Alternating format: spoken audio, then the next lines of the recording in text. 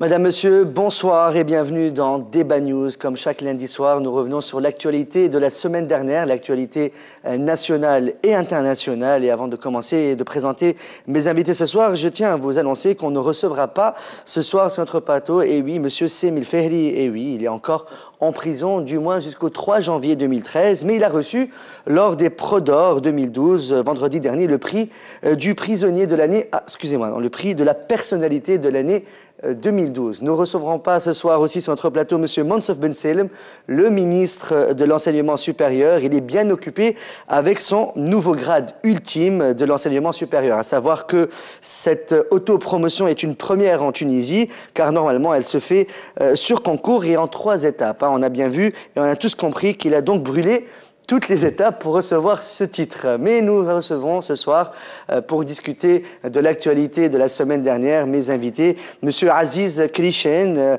conseiller du président de la République tunisienne, Monsieur Monsef Marzouki, et membre de l'exécutif du CPR, et Monsieur Bakal Ghri, membre du bureau politique du parti El Massal. Merci d'avoir accepté notre invitation. Merci à vous. Merci. Alors nous allons commencer tout de suite ce débat, bien sûr, avec l'actualité qui fait le grand boom de la semaine dernière, mais en ce qui concerne la grève de l'UGTT du 13 décembre. Alors grève, pas grève, et finalement pas grève.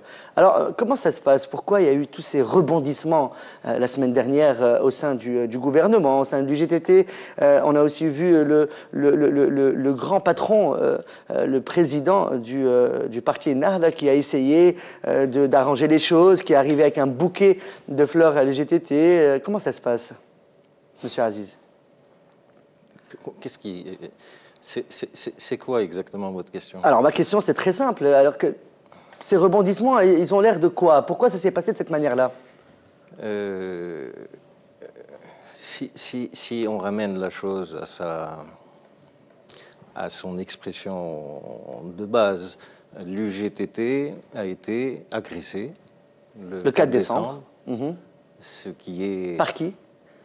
Il me semble aujourd'hui que c'est tout à fait évident. Il s'agit de bandes violentes qui ne se sont pas trouvées sur la place Mohamed Ali par hasard. Donc, il y a eu manifestement des commanditaires. Et pour l'UGTT, c'était évident que c'était une agression caractérisée les visant. Est-ce qu'on peut parler des Ligues de la protection de la Révolution qu'ils ont commandité ça, qu'ils ont fait ça? Ce sont les ligues qui ont fait ça. Les commanditaires, c'est certainement des forces politiques agissantes dans le pays. C'est-à-dire, vous pensez à quel parti quand vous dites ça? Je pense à une fraction du parti Ennahda. Et à mon avis, aujourd'hui, c'est évident. C'est évident.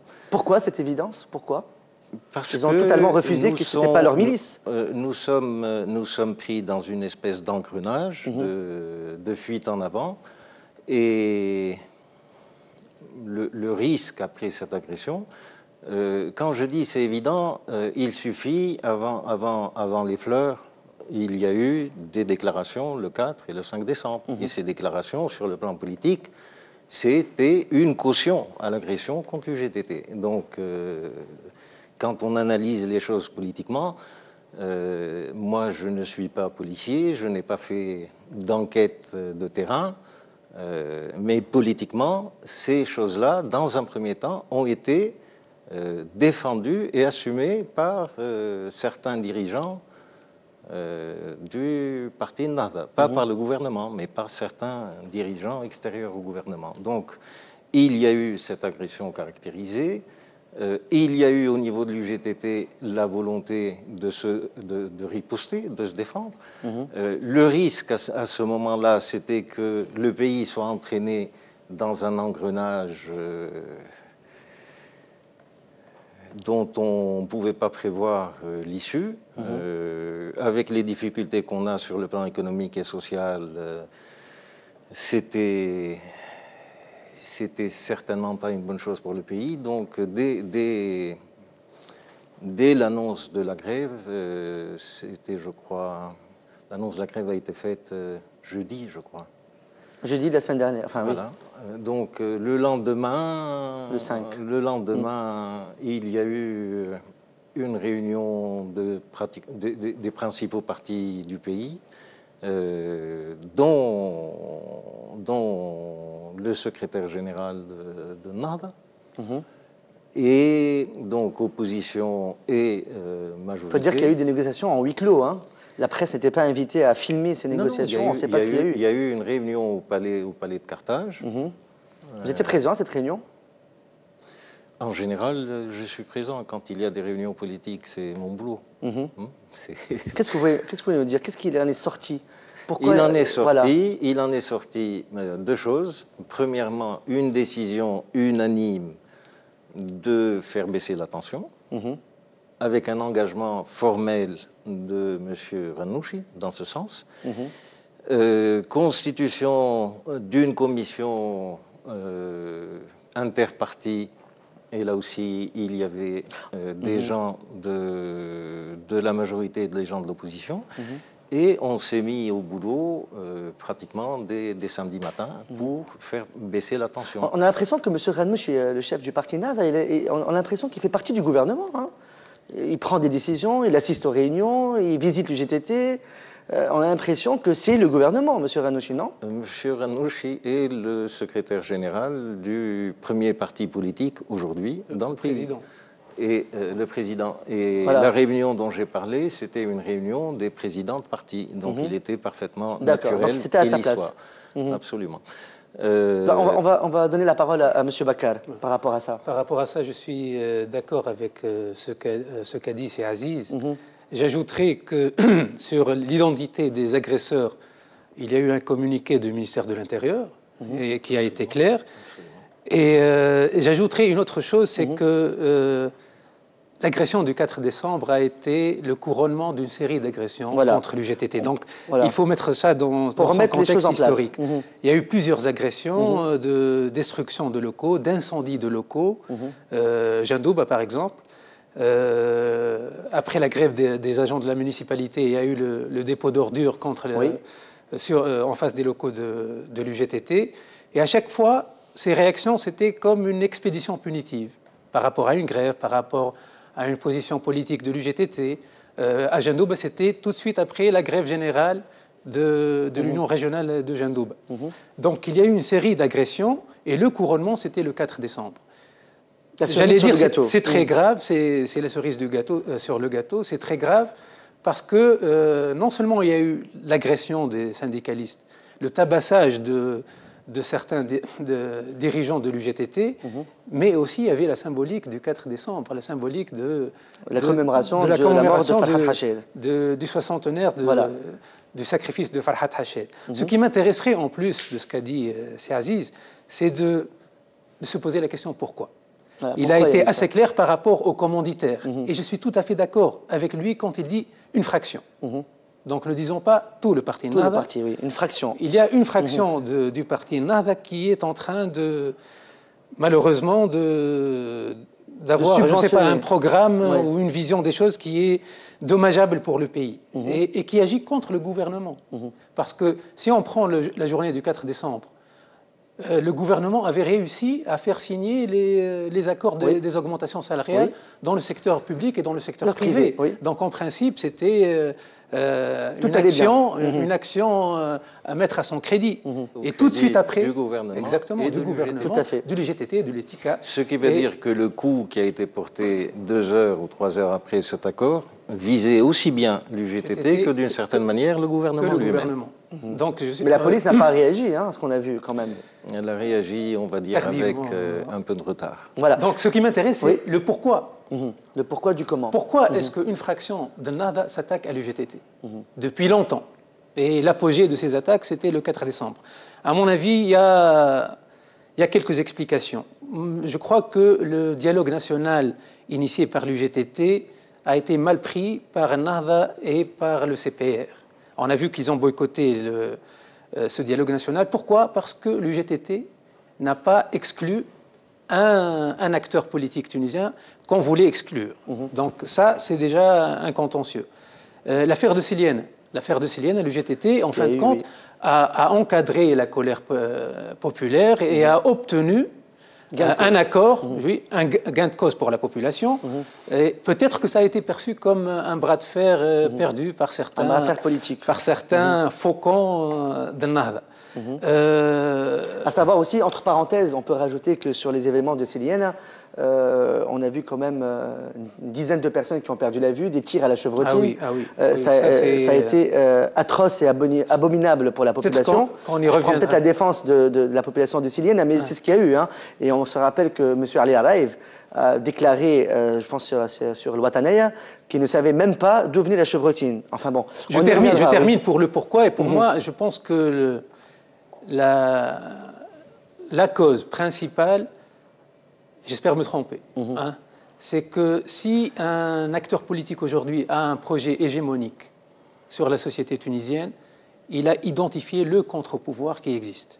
L'UGTT représente un contre-pouvoir à tout projet d'hégémonie sur la société tunisienne. Et c'est pour ça, je pense, qu'elle est attaquée. C'est Aziz, par rapport à ça. Est-ce que vous partagez son opinion? Je pense que dans ce que vient de dire Si Bakar, il y a certainement des éléments de vérité. Mais je ne crois pas qu'on puisse expliquer ce qui se passe dans le pays uniquement à partir de considérations politiciennes. À mon avis, c'est plus grave et donc plus inquiétant que ça. À mon avis, ce qui est en train de se jouer aujourd'hui, une fois de plus, c'est une espèce de guerre intestine entre des composantes des élites politiques et intellectuelles de ce pays. Cette guerre a une longue histoire. Et aujourd'hui, on est en plein pris dans une espèce d'hystérie idéologique où une partie du mouvement islamiste identifie un ennemi, ou une partie, je vais appeler ça en gros, du mouvement moderniste identifie un ennemi. Et on est dans une spirale. On est dans une spirale, on est dans une espèce de fuite en avant. Et ce qui est dramatique pour le pays, c'est que cette espèce de bagarre idéologique au sommet, au niveau des élites politiques, elle se fait en complète déconnexion avec les besoins réels du pays, avec les souffrances réelles du pays. On a l'impression qu'il y a une bagarre au niveau de l'État pour le pouvoir et que en bas, les questions essentielles qui se posent au pays, finalement n'intéressent personne. Donc il y a cette espèce de fuite en avant dans l'idéologie qui est un danger. Et à mon avis, si on veut discuter sérieusement de cette crise et des possibilités d'en sortir, ce que indiquait Bakar, il est absolument essentiel de reposer le problème d'un débat national, d'un minimum de cohésion nationale au niveau des élites de ce pays. Très bien. Pour rebondir sur cette question-là, sur la division du pays. On a senti tout au long de la semaine qui s'est passée, dans l'attente de la grève générale, que le pays était divisé.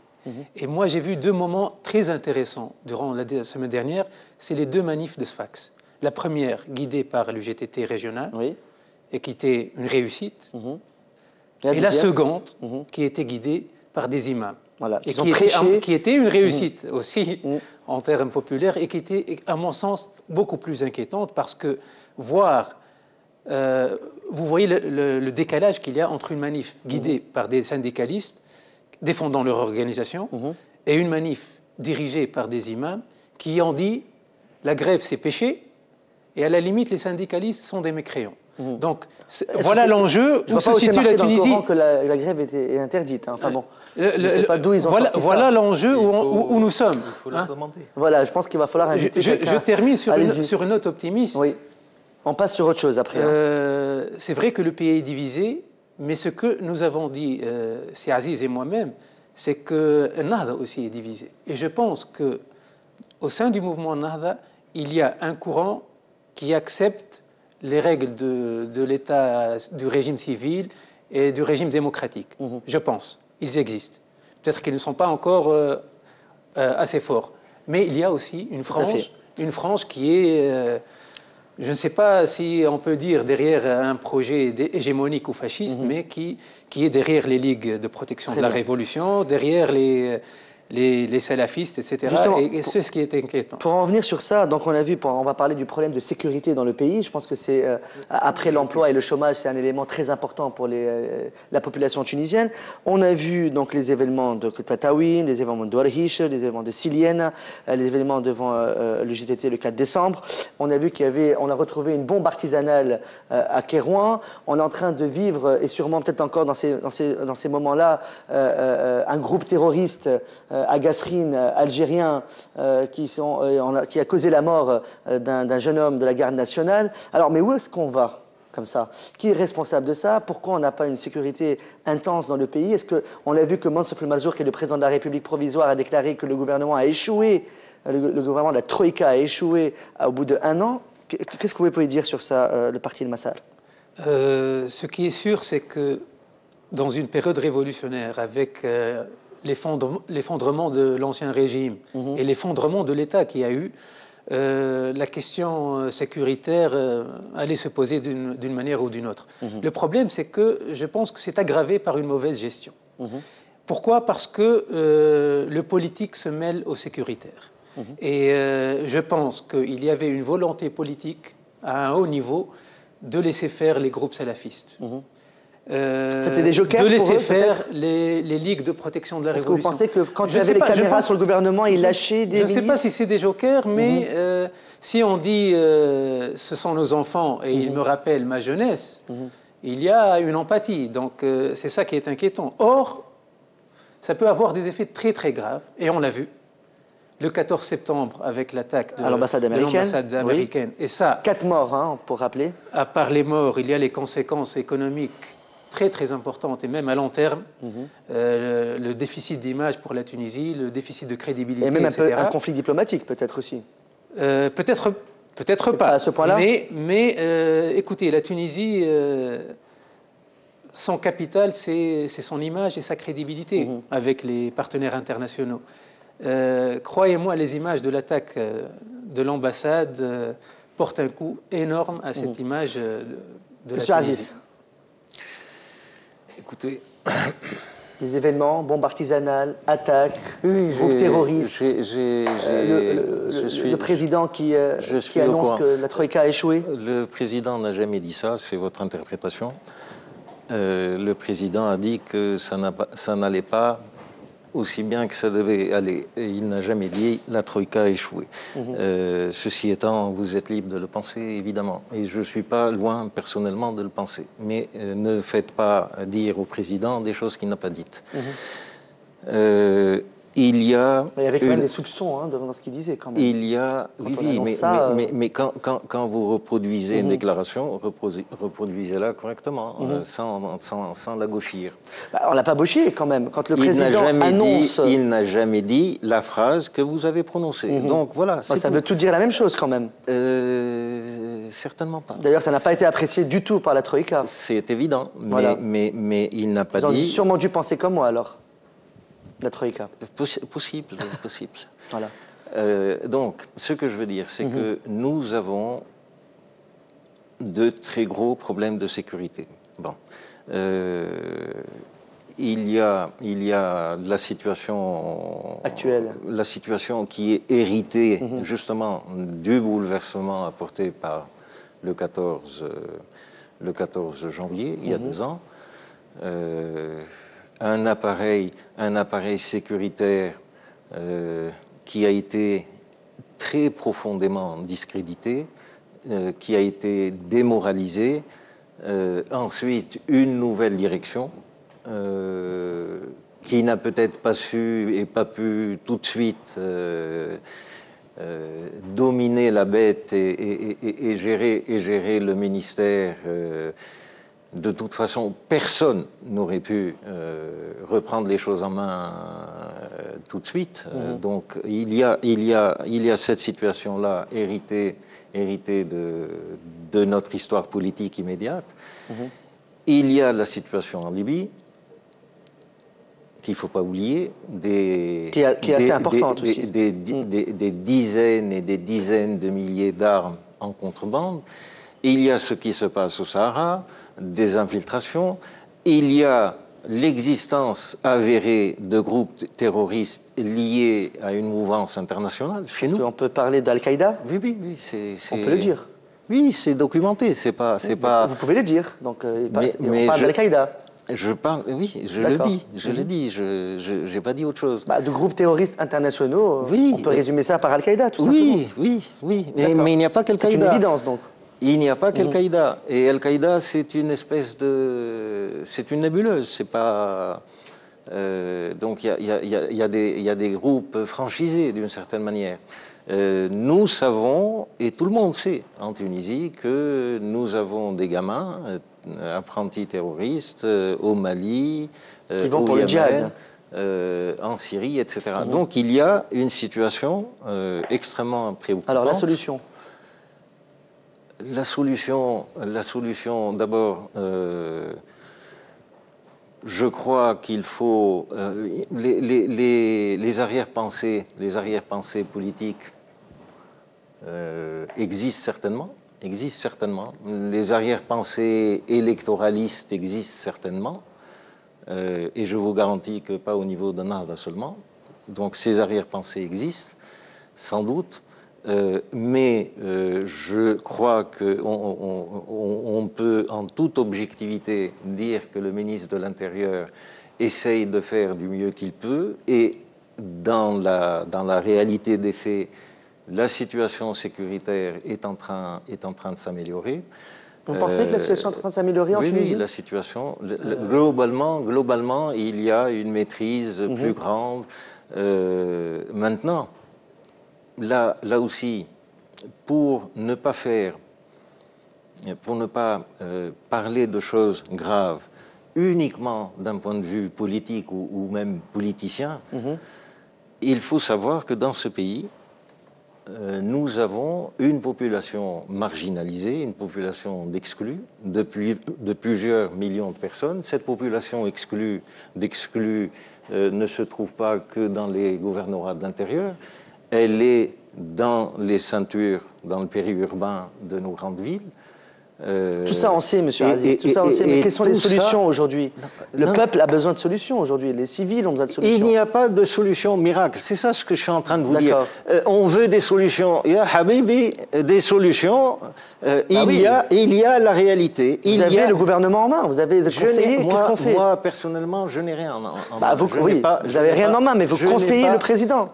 Votre poste n'est pas du tout à... Mais laissez-moi parler. Allez-y. Je vous dis, il n'y a pas de solution magique, et ça vous semble bizarre? Oui. Il n'y a pas de solution magique. Est-ce que Massal, est-ce que vous avez des solutions, vous, alors peut-être? Ça m'étonnerait qu'Al-Massal ait des solutions magiques. Personne n'a de solution magique. Donc on laisse le chaos, on laisse... Je ne dis pas ça, bon Dieu, j'essaye d'expliquer. Vous voulez que j'explique ou pas? Il faut savoir. Je vous dis, on n'a pas de solution magique, ça vous affole. Il n'y a pas de solution magique. Alors qu'est-ce qu'on fait alors? Il y a une population d'exclus très importante qui génère spontanément une espèce de nihilisme social. Il y a donc un traitement sécuritaire et il y a un traitement économique et social. Et pour ce traitement économique et social, il n'y a quasiment aucun parti politique aujourd'hui qui dise quoi que ce soit de sensé. Voilà la situation. Voilà la situation aujourd'hui. Oui, voilà la situation. Est-ce qu'il faut une feuille de route? Alors allez-y. Ce que dit Aziz est vrai dans le sens où il y a des considérations économiques et sociales qui entrent en jeu. Bon, mais pour revenir au volet sécuritaire, il a traité des questions, j'allais dire, du terrorisme international.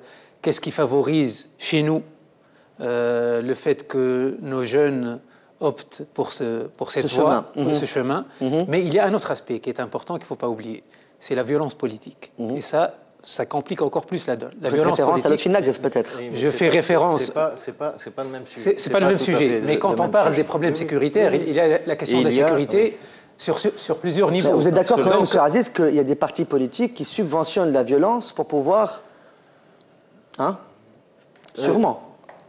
Subventionne la violence, on va y revenir quand j'aurai la parole. Laissez-moi terminer. Donc, le problème des ligues de protection de la révolution est celui-là, c'est de la violence politique. Et on a vu qu'ils ne se sont pas contentés d'attaquer ou d'agresser ou de tabasser, qu'il y a eu un meurtre. Et que ce meurtre-là est très grave pour la transition démocratique en Tunisie. Et j'estime que le meurtre de Lotfi Naqd à Tataouine n'est pas une mince affaire, que c'est un drame et que... On peut parler d'assassinat politique? Le président a parlé de lynchage, hein, le président lui-même. Donc, moi, j'estime qu'il faut faire il a bien la dit lumière. Ça, hein, il n'a pas interprété. Oui, c'est la traduction. C'est la traduction du terme qui a réagi. Voilà, donc qui a été utilisé. Donc, ça, c'est le premier problème. Donc, il faut vraiment faire la lumière sur ces crimes et il faut dissoudre tôt ou tard, quelles que soient les modalités choisies. Ça prend du temps quand même pour faire des conclusions aujourd'hui. Hein. On n'a toujours pas reçu de... Ces ligues de protection de la révolution posent un vrai problème concernant la question de la légitimité. Qui a la légitimité aujourd'hui? Est-ce que ce sont les élus du peuple, qu'on le veuille ou non, l'ANC et les institutions qui découlent de l'ANC, ou bien est-ce la rue et la force dans la rue? Donc, la violence, quoi. La violence. Donc, l'ANC, et je dirais même la Troïka, surtout Nahda, doit trancher à ce niveau. Ou bien la légitimité, c'est les urnes, et c'est donc l'ANC, ou bien ce sont la rue et ses Pour revenir ligues aux ligues de la protection de la révolution, on a entendu Hamadi Jbeli, qui est le chef du gouvernement provisoire, qui a dit c'est à la justice de trancher. Alors il y en a qui appellent à la dissolution immédiate et l'arrêt immédiat des ligues de la protection de la révolution, et le gouvernement répond en disant que c'est la justice qui va trancher. Bon, écoutez, l'UGTT a dit, voilà, il y aura une commission d'enquête, et s'il faut passer par la justice, on passera par la justice, mais pour les Tunisiens, c'est évident. Monsieur Aziz, quelle est votre position par rapport à ça, aux ligues de protection de la révolution, à leur dissolution? Moi, j'aimerais faire un petit... Je vais répondre, je ne dis pas ça pour me défausser. Je crois qu'il faut prendre un peu de recul. Il y a 2 ans, quasiment moins de 2 jours, la révolution était déclenchée. Bon, ainsi déposite. Le processus a duré quelques semaines et puis, depuis le 14 janvier 2011,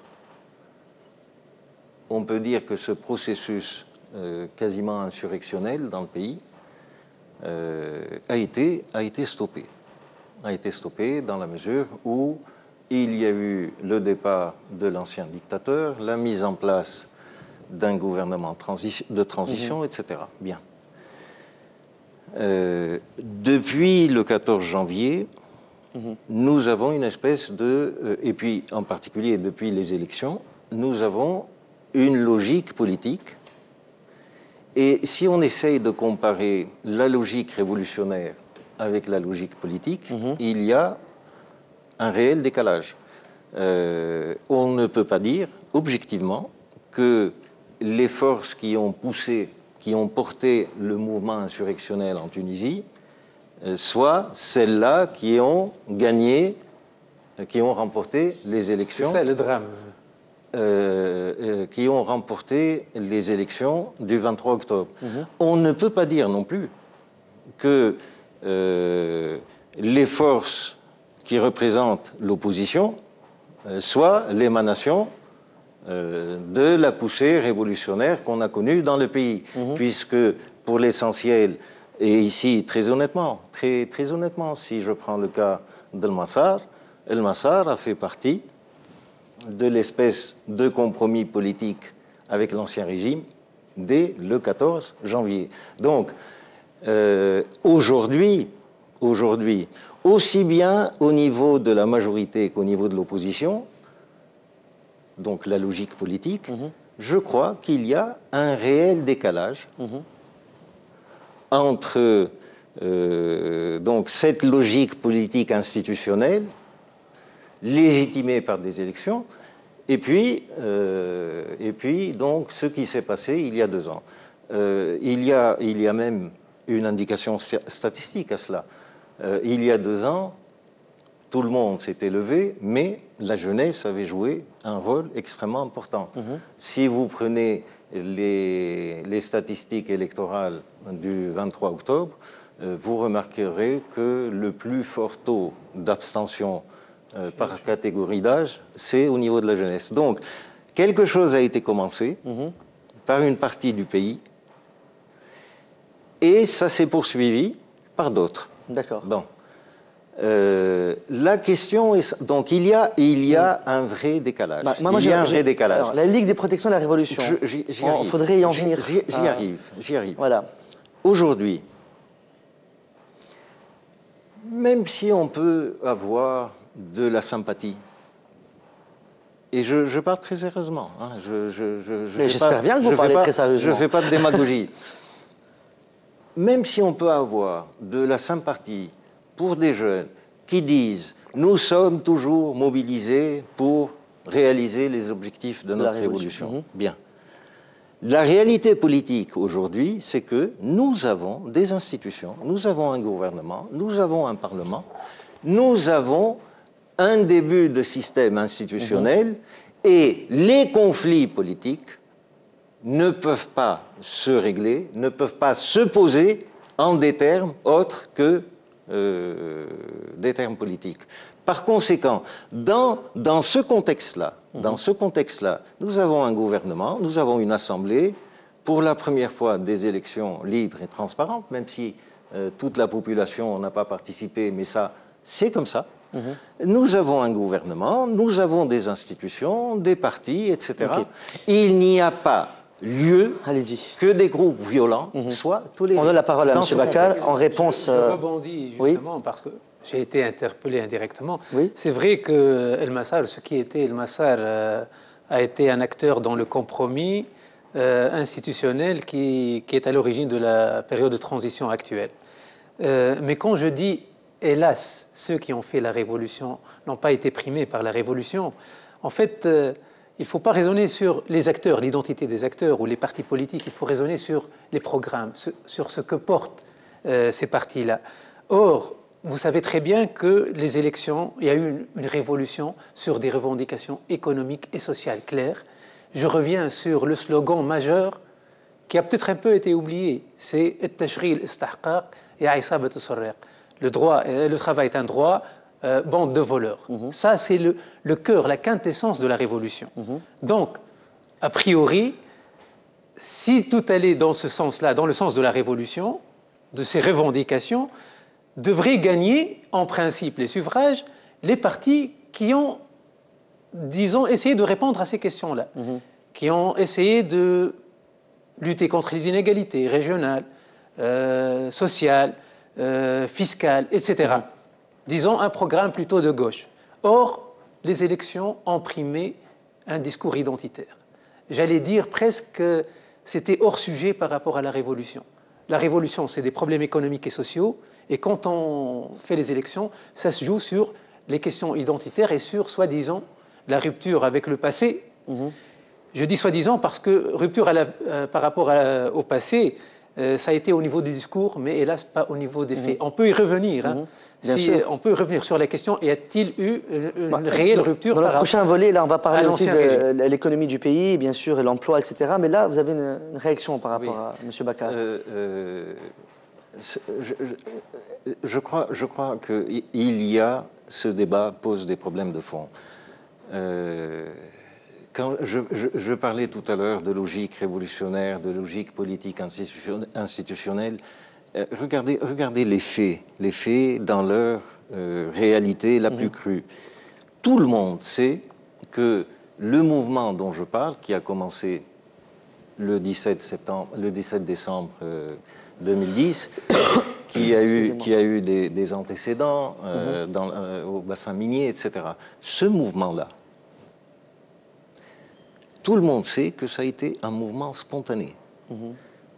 Il n'y avait pas de parti politique dirigeant ce mouvement avec un programme et des tâches identifiées, etc.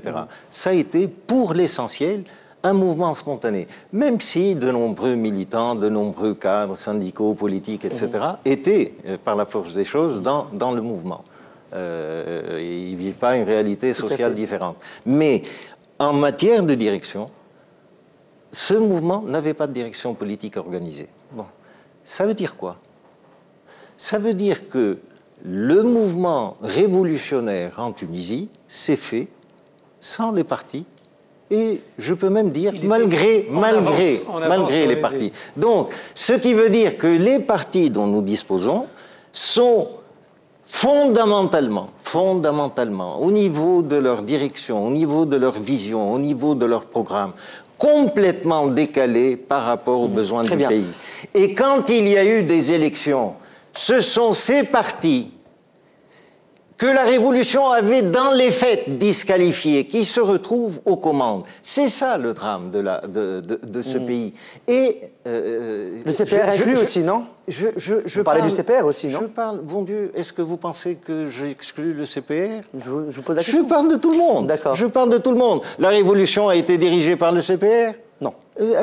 Donc je parle de tout le monde.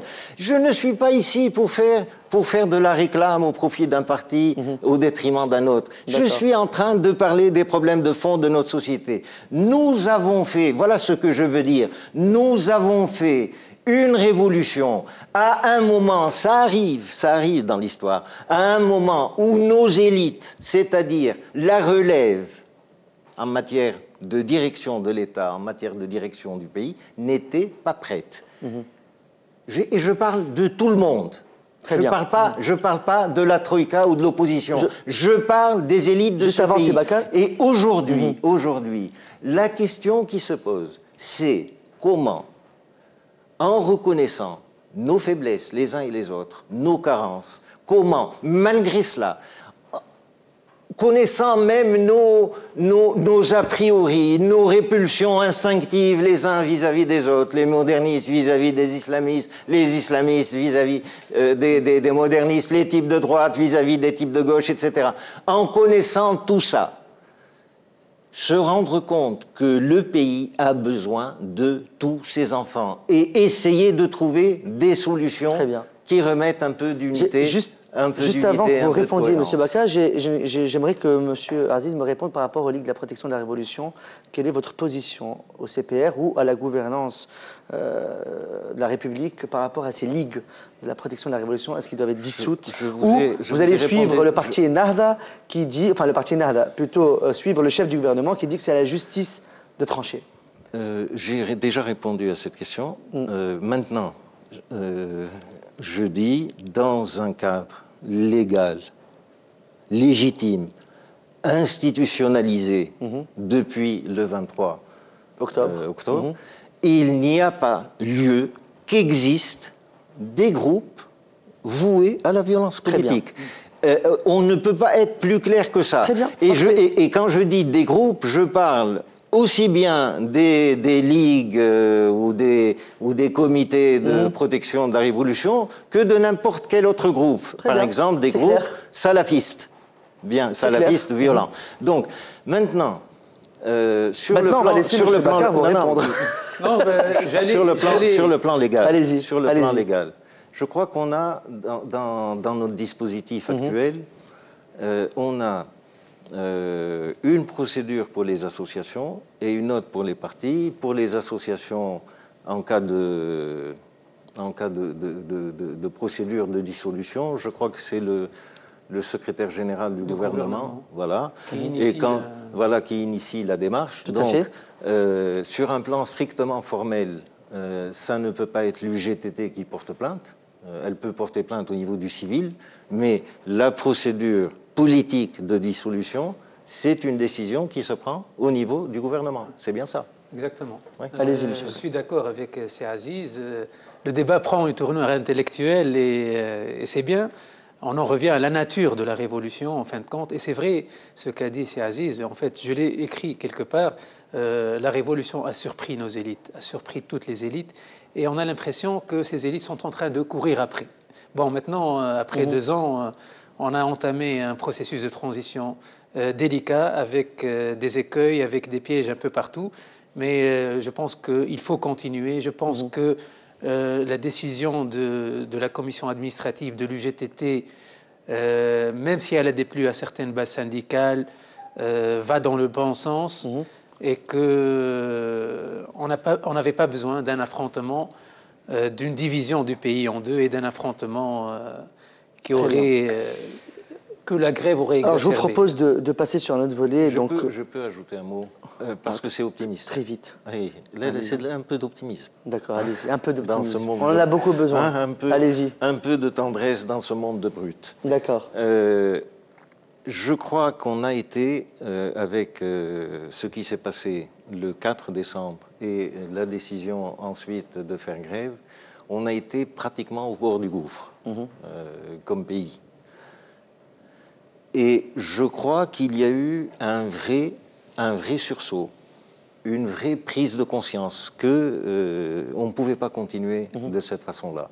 La décision de l'ensemble des partis, je vous ai dit, nous avons fait une réunion dès le vendredi, donc dès le 6 décembre, c'est ça? Oui, le 6, oui. Avec les principaux partis et ce qui a été dominant chez tout le monde, majorité, opposition, de façon absolument indistincte. C'est la volonté de commencer à travailler ensemble pour que on sorte de cet engrenage où on a une crise tous les 2 jours. Vaut mieux tard que jamais, hein, au bout d'un an. Et au niveau de l'UGTT, je tiens à saluer le patriotisme de leur direction et de leurs militants, parce que le pays n'avait pas besoin d'une grève dans les circonstances actuelles. Et moi, immédiatement après, j'ai tenu à saluer leur courage. Très bien, donc on va passer sur notre volet, c'est le volet économique et social, mais juste avant d'y passer, aujourd'hui, le Massal, qu'est-ce que vous reprochez au gouvernement, notamment au CPR ou au parti Nahda, ou à Takatel, on voit qu'il n'est plus très accroché à la Troïka, le CPR qui essaye d'imposer des conditions au gouvernement majoritaire qui est le parti Nahda, sinon il menace de quitter la Troïka. Alors quel est un peu votre sentiment sur ça? Je dirais que ce qu'a dit le président provisoire dans son discours traduit fidèlement ce que nous pensions et ce que nous disions à propos du gouvernement. Donc on avait dit dès le début, pas besoin d'un gouvernement pléthorique, un gouvernement plus efficace et plus restreint aurait été souhaitable, un gouvernement de technocrates. On l'avait dit dès le début. C'est ce qu'il a dit d'ailleurs dernièrement, qu'il allait faire un remaniement ministériel. Dès le début. Voilà. Donc ce que je peux reprocher à ce gouvernement, c'est ça, c'est les effectifs pléthoriques qui ne se justifient pas, et c'est malheureusement, on ne peut pas dire qu'ils ont brillé par leurs compétences. Je ne veux pas généraliser, mais une grande partie de nos problèmes, c'est que ceux à qui on a donné des portefeuilles ministériels, je pense qu'ils n'avaient pas une bonne maîtrise des dossiers et que, plus grave, ils n'avaient pas une vision claire de ce qu'ils devaient faire, de ce qu'ils étaient appelés à faire. Et si vous voyez les rapports des agences de notation financières qui ont dégradé les notes souveraines de la Tunisie, vous voyez à chaque fois que l'explication de la dégradation de la note est expliquée par le fait que, voilà, on a vu ces gens-là, on a discuté, on n'a pas vu une maîtrise des dossiers, et pire, on n'a pas vu une vision. Donc c'est ce qui fait défaut, en fin de compte. Je trouve que là, la grande erreur de la Troïka, ça a été de penser que les portefeuilles ministériels sont des récompenses aux militants, et non pas des portefeuilles à donner à des gens qui sont compétents, qui maîtrisent techniquement leur sujet. Alors, juste une question vite fait, par rapport à... Il y a eu donc, dans la presse un article qui est descendu à peu près dans tous les médias, que le président de la République provisoire s'accorderait un salaire à vie, je pense d'une hauteur de 18 000 dinars, si ma mémoire est bonne. Bon, écoutez, combien de 18 000, je pense. J'espère que c'est faux. J'espère que c'est. Quel est votre sentiment par rapport à ça? Et ça aggrave le problème et ça aggrave le rejet par la population de la classe politique.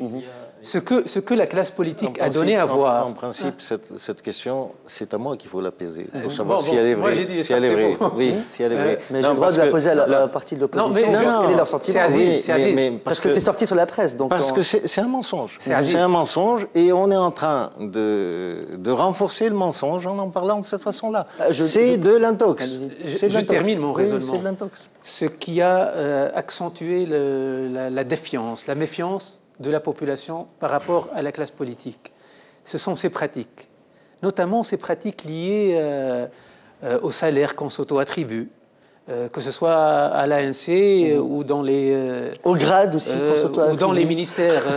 Le fait d'essayer de passer la loi sur le dédommagement, etc. Et tout ça, c'est de l'argent sonnant et trébuchant. Alors que certaines personnes crèvent de faim encore dans notre pays. C'est ça le problème. Le problème, c'est que la révolution, quand je vous dis les Tunisiens ont rejeté viscéralement le fait que la place que j'occupe dans le pouvoir me permette de m'enrichir. C'est ce qu'a donné à voir l'ancien président et sa famille. Et c'est ce qui est rejeté par les Tunisiens. Donc si aujourd'hui, les gens qui sont élus démocratiquement reproduisent ces attitudes-là, même à des échelles moins graves, ça passe un message très très négatif. Et je vous dis mon sentiment, je le vois parmi les étudiants, et ça me fait peur. Ils me disent, écoutez monsieur, la prochaine fois on ne va pas voter. Ah bon? Mais il y a eu de la révolution, et c'est vous, la partie prenante de la révolution, et la démocratie ne marchera pas si vous n'allez pas voter, etc. Eh bien, ils nous disent, non, nous sommes déçus. Alors, allez-y, monsieur Aziz. Bien. Par rapport à ça. Alors, la première chose, le président s'est octroyé un salaire à vie. Une retraite. Une retraite à vie. Est-ce qu'il est dans les compétences du président de s'octroyer une retraite à vie? Je peux, moi, décider de m'octroyer une retraite à vie. Est-ce que je peux le faire? Je ne peux pas le faire. Est-ce que le président peut le faire? Il ne peut pas le faire. De toute façon, ce n'est pas le président qui peut, si jamais il décidait de s'octroyer une retraite à vie, c'est l'Assemblée constituante. Alors combien il touche par mois le président, si on peut le dire de façon... pour être transparent devant tout le monde. Aujourd'hui, combien touche le président de la République provisoire? Personnellement, je n'en sais rien. Ce que je sais, c'est qu'il touche exactement le même salaire que celui de l'ancien président provisoire. Qui est de combien? Je n'en sais absolument rien. Monsieur Baza. Et réellement, je m'en fiche. Donc... 30 000 dinars, d'après mes informations.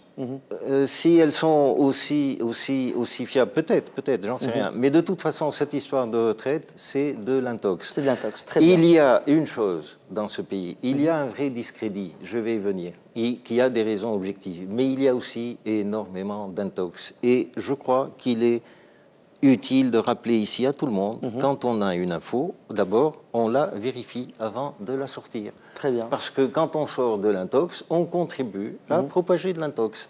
Et normalement, dans une chaîne de télévision ou dans un journal ou sur n'importe quel autre support médiatique, on vérifie, on ne pose pas des questions, vérifiez votre information d'abord. On vérifie justement grâce à vous qui allez dire que c'est de l'intox. Je vous garantis donc que c'est de l'intox. Parfait. Bien. Alors, maintenant, le fond. On n'a plus beaucoup de temps, donc on essaye de faire vite et bien. Le fond...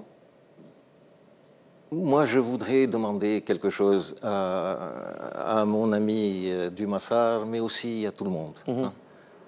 Ayons un peu pitié les uns, ayons un peu pitié de nous les uns des autres. Je vous garantis que n'importe quel gouvernement qui se serait retrouvé dans la position de gouverner le pays après le 23 octobre aurait eu du fait même de son caractère provisoire, aurait eu toutes les faiblesses du monde pour gérer au mieux cette transition. Donc, il y a une situation objective et il faut, dans nos évaluations, prendre en compte ce contexte objectif qui est extrêmement compliqué. Et, à mon avis, à mon avis, ce qui peut permettre, sur le fond maintenant, que l'efficacité de ce gouvernement pléthorique, où il y a effectivement un certain nombre de ministres qui manquent de compétences, qui ne sont pas à leur place. Qui ne sont pas à leur place. Et dans différents secteurs. Donc, à mon avis, la solution, si on veut aujourd'hui, si je dois conclure, je conclurai sur ça. Allez-y. Si on doit aujourd'hui fixer un cap pour les prochaines élections. Le 30 juin 2013, d'après M. Hamadi. Et en même temps, si on veut remobiliser un petit peu la population, remobiliser y compris notre administration, remobiliser les citoyens, rétablir un petit peu de confiance et d'optimisme, il faudrait un vrai changement de gouvernement, un vrai changement politique. C'est-à-dire, pas simplement mettre des compétences, mais associer le maximum de forces démocratiques et patriotiques dans ce pays, de façon à ce que les bisbilles internes, cette espèce de querelle intestine permanente, de façon à ce que ça pèse un peu, qu'on tire profit du savoir-faire du maximum de nos forces politiques, de nos élites, bien, et qu'on conduise cette transition ensemble dans un minimum de cohésion et pas dans la guerre permanente de chacun contre tous. Et dans cette hypothèse-là, s'il y a suffisamment de responsabilités au niveau de la Troïka et au niveau de l'opposition, si on arrive à aller dans ce sens-là, je suis persuadé que le pays retrouvera finalement un peu de sérénité, et il a besoin de sérénité, et il a besoin d'un peu de quiétude. Monsieur Bakar, alors, vous avez conclu, mais on va conclure justement avec les principales demandes du pays à la base, à la révolution, c'est l'économie et l'emploi, bien sûr. Si Bakar, quelles seraient aujourd'hui les solutions économique pour ce pays? Je suis d'accord avec ce qu'a dit Aziz dans le sens où il y a des conditions objectives qui sont dures et qui auraient été dures pour n'importe quel gouvernement. Je n'ai pas parlé de ça. Moi, j'ai dit que c'est aggravé parfois par des erreurs, par l'incompétence, par l'absence de maîtrise de dossier. Et comme l'a avoué c'est Aziz, plusieurs ministres ne sont pas à leur place. Pourquoi? Parce que ce qui a joué, ce n'est pas la compétence, mais l'appartenance partisane ou le militantisme. Je respecte beaucoup les militants qui ont souffert pour défendre leur cause. C'est une condition nécessaire, pas une condition suffisante. Exactement. Mais ça ne fait pas un bon le volet ministre. Donc, économique, le volet économique, les revendications de la Révolution, on est loin. Je dis que, à la limite, le vote du 23 octobre dernier a primé ceux qui ont posé la question identitaire et non pas la question économique. Or, il ne faudrait pas penser que la révolution tunisienne, c'est un simple renouvellement d'élite. Voilà, c'est les RCD qui sont passés à la trappe, maintenant viennent de nouvelles têtes. Ce n'est pas ça la révolution tunisienne. Il y a des revendications économiques et sociales, de développement régional, d'inégalité flagrante qui ont entre duré les régions, depuis 50 ans. qui durent même avant, même avec le protectorat et même avant. Donc, ce qu'il faudrait essayer de faire, c'est de répondre à ces revendications. La Tunisie est aujourd'hui un pays coupé en deux socialement, mais aussi coupé en deux territorialement. Il faudrait reconstruire la cohésion sociale dans ce pays, et cette cohésion sociale, il faudrait un nouveau contrat social, et il faudrait aussi un nouveau contrat territorial d'entraide entre les régions. Très bien. Je peux dire qu'il y a au moins un chapitre où la réforme est claire, où elle est facile à faire, je pense, c'est la fiscalité. Tout le monde s'accorde à dire que nous avons un régime fiscal injuste et inefficace, qui lèse essentiellement les salariés et les consommateurs. Bon, il faut revoir Et je pense que ça, on peut trouver un accord là-dessus. Je pense que tout programme économique sérieux, après la Révolution, doit répondre à ces revendications. Monsieur Aziz, en quelques mots.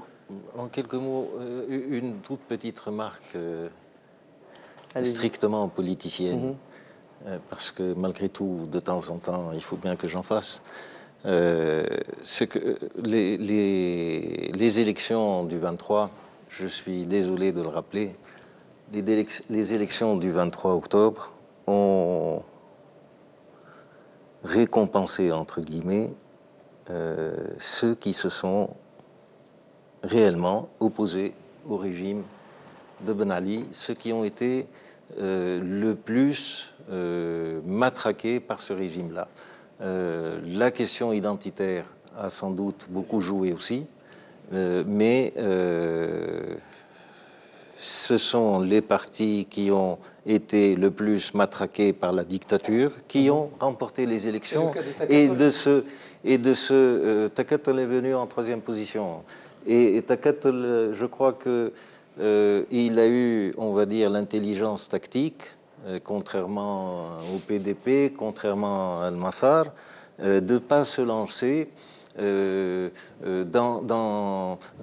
justement dans ce débat sur l'identité, avec des slogans sur la laïcité, sur ceci et sur cela, qui ont fait que, bon, il n'a pas été perçu par la population comme une espèce de corps élitiste. Donc on revient à l'identitaire malgré tout. Bien sûr, j'ai dit l'identitaire aussi a joué. Donc je ferme la parenthèse. Vendredi dernier, nous avons reçu une délégation de l'Union des agriculteurs qui ont parlé des difficultés de leur secteur en rapport avec la crise du lait. Bon. En fait, la population agricole est en train de vieillir. La moyenne d'âge des chefs d'exploitation, j'ai appris ça, c'est des sujets que j'ai abandonnés depuis plusieurs années. J'ai appris ça avec stupeur. La moyenne d'âge des chefs d'exploitation agricole chez nous est de à peu près 65 ans. C'est effrayant, c'est effrayant. Les jeunes continuent à s'en aller. Les superficies travaillées sont en train de se réduire. Il y a une vraie situation de crise. Et leur explication, c'est les prix des denrées agricoles sont fixés par le pouvoir politique, par l'État, à des niveaux très bas, qui font que les exploitations ne sont pas rentables et que donc il y a de plus en plus un départ. C'est pour ça que les jeunes s'en vont. Ça, c'est un exemple que vous nous donnez pour l'agriculture. Donc, pour l'agriculture, je vous ai dit, nous avons reçu donc, cette délégation qui a parlé des problèmes de l'agriculture. Or, l'agriculture, ce n'est pas un exemple. L'agriculture, c'est la base d'un redressement économique possible dans ce pays. Et c'est là, ce que je veux dire maintenant, c'est montrer à quel point les discussions idéologiques au niveau de nos élites politiques, opposition et majorité confondues, et la réalité du terrain, nos prix agricoles sont fixés à des niveaux anormalement bas. Ça ne permet pas à la paysannerie de vivre. Mais pourquoi ils sont fixés à des niveaux anormalement bas ? Parce que dans les villes, les salaires sont fixés à des niveaux très bas. Parce que la rentabilité de nos entreprises industrielles ne vient pas de l'efficacité de nos méthodes de gestion et d'exploitation, mais du très bas coût des salaires. Or, quand vous avez une politique nationale, et ça dure depuis 60 ans, ça ne dure pas depuis 2 ans, c'est depuis 60 ans comme ça. Quand vous avez une politique de bas salaire dans les villes, ça veut dire quoi? Ça veut dire que vous allez essayer d'extorquer un maximum de ressources de la paysannerie pour développer l'emploi et l'industrie. Résultat des courses, nous avons plombé notre agriculture, nous ne sommes même plus capables aujourd'hui, alors que nous étions avant, paraît-il, le grenier de Rome, de nous nourrir nous-mêmes avec notre travail, le travail de la terre, et nous avons une industrie qui est, sur certains secteurs, un petit peu compétitive, mais qui est globalement arriéré. Donc, ce qu'il faut, quand on parle d'économie, quand on parle de social, il faut repenser tout le modèle économique mis en place dans ce pays depuis 1956 avec des variantes. Ça a commencé pendant 10 ans, ça a été une période dirigiste. Ensuite, il y a eu du semi-libéralisme, etc. Ça s'est terminé en système mafieux, mais les choix économiques fondamentaux du pays n'ont pas bougé. Concernant l'emploi, concernant les salaires, concernant les prix agricoles, concernant la fiscalité. Il faut révolutionner tout ça. Et nos élites, qui étaient en retard au niveau de la révolution, sont aussi en retard au niveau de ce débat de fond. Et il faut que ce débat de fond, j'espère, de toutes mes forces, qu'à la prochaine échéance électorale, ces questions de fond-là soient abordées.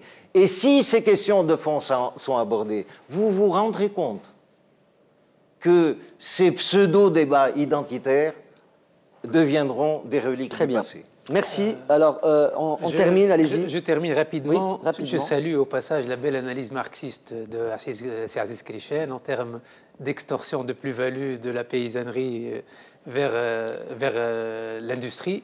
Et je dis, en fait, c'est vrai, la révolution, pourquoi elle s'est déclenchée? Parce qu'il y a un modèle de développement qui était essoufflé, qui ne parvenait plus à créer des emplois en général, des emplois pour les diplômés en particulier, et c'est ça qui a été le déclenchement de la révolution. C'est le chômage des diplômés. On n'en a pas assez parlé. On avait 160 000 à la veille de la révolution. Aujourd'hui, je pense qu'ils sont à 250 000, peut-être plus.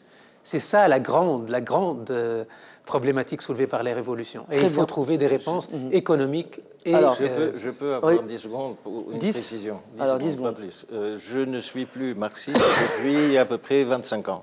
Ceci étant, je n'ai jamais été un marxiste honteux quand je l'étais. Et ce que je veux dire à tout le monde, parce que maintenant c'est complètement ringard tout ça, il y a dans le marxisme énormément des outils d'analyse. De choses très utiles et très profitables pour le pays aujourd'hui. Une question peut-être vite fait par rapport au président de la République provisoire. Vous êtes son conseiller, un de ses conseillers principal. Est-ce qu'il vous consulte? Parce qu'on a l'impression des fois qu'il prend des décisions tout seul. Par exemple, quand il a renvoyé l'ambassadeur syrien, je pense que vous n'étiez pas au courant. Est-ce que vous consultez? Qu'il n'était pas conseiller à l'époque. Je vous ai dit que j'étais pas au courant. Je pose une question.